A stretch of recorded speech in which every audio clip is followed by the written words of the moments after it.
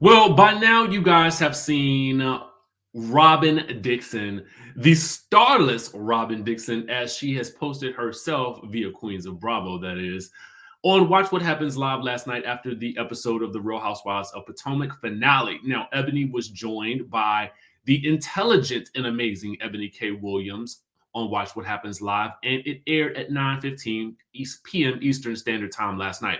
Now, of course, all of this was going on while the Grammys were happening. So after this went off, I was definitely tapped in and tuned into the Grammys. And we're not going to discuss the episode. We could, but we're going to discuss that during our live today at 1 p.m. I do have to go and do Good Day DC today. So that is why I'm breaking these up. Now, with regards to Robyn's appearance on Watch What Happens Live, this comes amid a little bit of confusion because, we had heard she was going to be on Watch What Happens Live last night. And then we also heard that there was going to be a 30-minute special with regards to this matter after the reunion that was going to be a one-on-one special. So our friends over at CC Loves You, who is very much in the know as well about all things Bravo, says, hi, the Watch What Happened Live interview was broken up and will air partially on Watch What Happens Live and the rest on the reunion. Now, I'm assuming that one-on-one will happen without Ebony there because, as you guys noticed, Ebony was there last night in attendance with Dustin Ross. I just think that this is interesting and it kind of confusing just a bit because, as CC writes, which might make it all confusing because it is happening now and we want to talk about it now, but that part of the reunion will air only in about a month on March the 5th. After seeing what actually aired last night, I'm kind of confused as to what we're actually going to get during this 30-minute one-on-one special. Like, what's going to be the big difference? That's the question that I have. I'm interested to hear what you guys have to say about that. What are your thoughts? Do you think that there's going to be a lot more that she answered? I don't know, but let's get into what she did answer. All right, and what questions Andy asked. Let me just give you my overall thoughts. I do feel like Andy asked a lot of the burning questions, and so I have to commend him for that. He held her to the fire, and she was in the hot seat. Meanwhile, Ebony's off on the side sipping that drink like it was going out of style. I mean, I'm trying to figure out how uncomfortable that might have been to have to watch. Mhm. However, let's dive into what Miss Robyn Dixon had to say with the questions that were asked. So Andy asked Robyn to clarify why Juan had a hotel receipt with his name on it. And Robyn describes the situation with this woman who we haven't really touched on the woman yet. But anyway, she apparently lives in Canada. There was lockdown that extended longer because Canada had a longer lockdown period. And she decided to fly into Maryland. She told Juan that she was dating a Baltimore Ravens player. And somewhere along the way, she gets to Maryland and she lost her wallet while in the casino. And so she can't pay. So Juan feels bad for her. I guess she reached out to him. He feels bad for her and he puts his card down at the counter and that's it.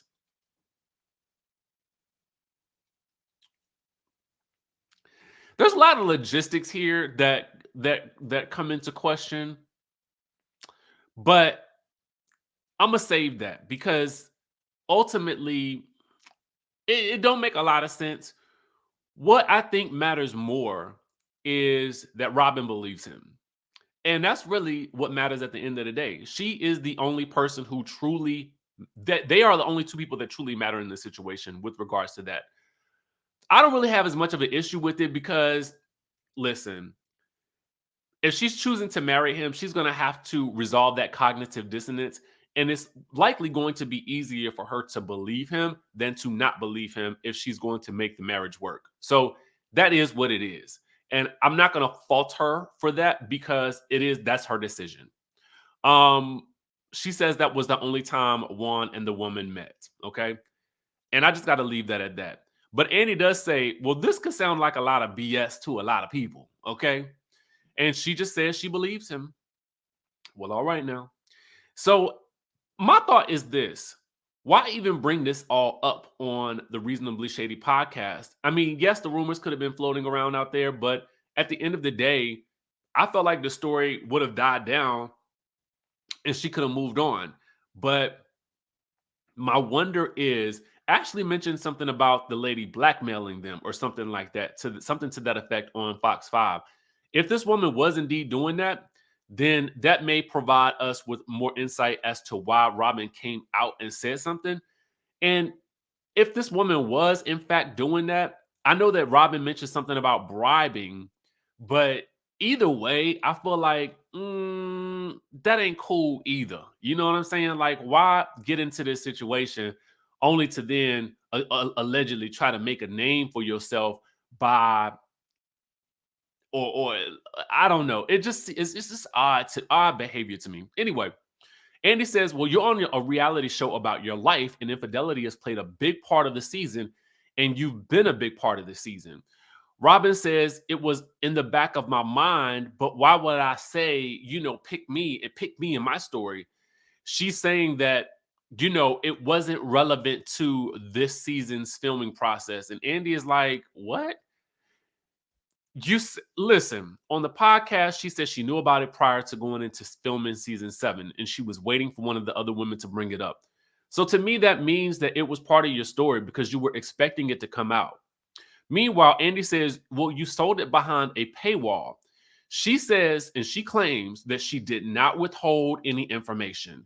She says that the woman was telling lies and she didn't want to give it much life. This is, I think, where people have the most issue is that versus, you know, on the show, Robyn talks about Karen being full of SHIT. And she was demanding that, you know, if everybody else has to be open about their life, then Karen should have to be open about hers. I think these are the references that Andy is talking about. And Robyn kind of skirts around that topic. And that's kind of disappointing because I was hoping for some level of, I think, accountability with regards to that double standard, right? And so Andy asked her, well, why didn't you do the infidelity clause? So she talks about how it just didn't make sense. I really didn't get a good understanding of why she didn't do it, especially after knowing about this situation. But again, if you're going to marry this man and you want to have resolve that cognitive dissonance, then I guess that would be the best thing to do. I don't know. Andy then brings up Chris Bassett's tweets about Ashley, potentially knowing about this situation. Robyn says she doesn't know how Ashley plays into this because Ashley did not know. I don't know about y'all, but in my mind, if Giselle knew, then Ashley probably knew too. But that's just me. That's all I can think of. It just wouldn't make sense to me that Ashley would not know. But again, that's just me. Andy says, and then, Andy also wants to know, well, why didn't anybody else bring it up during filming if Giselle knew? And Robyn says, well, why would Giselle bring it up while filming? And Andy's like, well, she had no problem bringing up other people's mess. And Robyn is like, well, I can't speak for Giselle. Andy says, well, don't you find that like a double standard? Isn't that hypocritical? And Robyn doesn't really find it hypocritical at all, which is, again, odd. But it's not odd when you pull into account what Ebony K. Williams had to say about Robyn's responses, and everything makes sense when we get to that. So Andy says, you really laughed off Karen's accusations about Juan when you knew about all of this.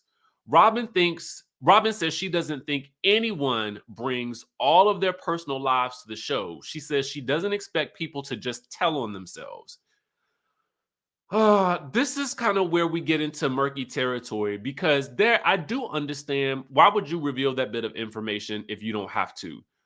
But if you feel like it's coming and you feel like it's a part of the reason why you're not getting married, then I feel like, I don't know, man. It just seems, again, it feels hypocritical, but that's just me. I get it on one hand, and I would get it more if she wasn't demanding that other people, be honest and put everything on the table either, right?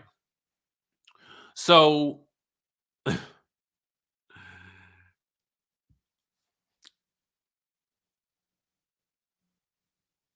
Andy asks what she thinks about people thinking that Juan is feeding her a load of BS. She just simply says that she believes what he told her. And again, we've touched on this. If you're going to be married, you've got to either make the decision that you're going to believe him or you're not going to believe him. And it would be easier if you're going to be married to go ahead and just say you believe him. So Andy asked, well, what are Ebony's thoughts? And this is where I found it interesting. Ebony says that there's a term or a principle in the world of law, and I'm gonna paraphrase, and I know I'm not getting this correctly, but the idea is to concede nothing, meaning to give up nothing, to give no confirmations. And that is exactly what this interview was. It felt like Robyn really gave up nothing. She admitted to nothing. She didn't talk. I mean, it felt to me like she didn't see that she had done anything wrong. And I think that's where it was kind of like, oh, okay. So once I figured that out, I kind of felt like this. If she is conceding nothing, then I don't really feel like I need to watch a 30-minute special of her continuing to concede nothing after the reunion. I could just watch the reunion and move along because, you know, again, whatever happened, I don't really care about the whether he was talking to somebody or not. That's not that the hotel situation. But I think that because this show has become a show about exposing people, it just feels odd that she chose to stay silent on this, right? And then try to make us pay for it via the Patreon. But anyway, Andy is looking like he's not buying any of it, really. You know, a viewer does ask, why is it okay for Robyn and Giselle to demand transparency regarding everyone else's relationships when they're not transparent about their own? And Robyn says she doesn't demand transparency of anyone's relationship. And if anyone asks, then she would give them the information. I find this, again, a little hard to believe. I do feel like she demands other people be transparent about their situations. But again, if she's not going to concede anything, then she doesn't believe she's done anything wrong. Um, Andy also does ask her, well, Karen says she had another piece of information about one that she's withholding. And Robyn says that Karen should be concerned that Robyn also has other pieces of information about Karen as well. Now, speaking of Karen, she did happen to tweet out some things with regards to the situation. And Karen says, it's like the story started out that Mary did something to John. Then it morphed into John did something to the entire house and none of it's true. Get the lies together. I didn't quite understand that analogy, but maybe it went over my head. So then Karen says, why is Robert deflecting and calling my name on Bravo Watch What Happens Live? These are your lies about you and yours. Hashtag Real Housewives of Potomac. And so then Karen says, Robert, with her cohorts, lied and slandered all season. Remember, statute of limitations is 4 years in Maryland. You shot your wad, darling. You're empty. Hashtag Real Housewives of Potomac. Hashtag Bravo. Watch What Happens Live. What I want to know is, what does the statute of limitations have to do with what's happening here? That's what I wonder. But anyway, so that was Robyn on Watch What Happens Live. I'm gotta tell you guys honestly, I think I'm over this situation. I think that, for me, again, I feel like if Robyn and Juan have chosen to be together and get married, they did have a beautiful ceremony at the end of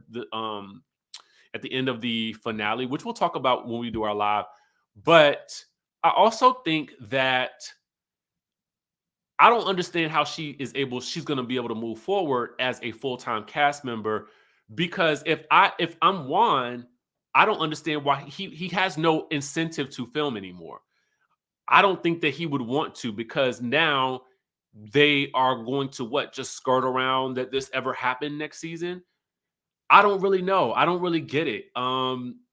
Do I am I ever I'm not in favor of ever saying somebody should be fired because I never want somebody to lose out on a coin, especially, I'm not trying to, but it just feels to me like there's pieces of her puzzle that are missing, and she willingly left those pieces off the board. And I think people who have stated that she could have handled this situation by utilizing Giselle and having a conversation about what happened and then deading the situation herself because they would have been able to control the narrative about how it was presented. So I do think that there was a solution to this issue. And that would have been, you could have had that conversation in that way. Or I feel like just never have said anything on your podcast about it at all and let the situation die down.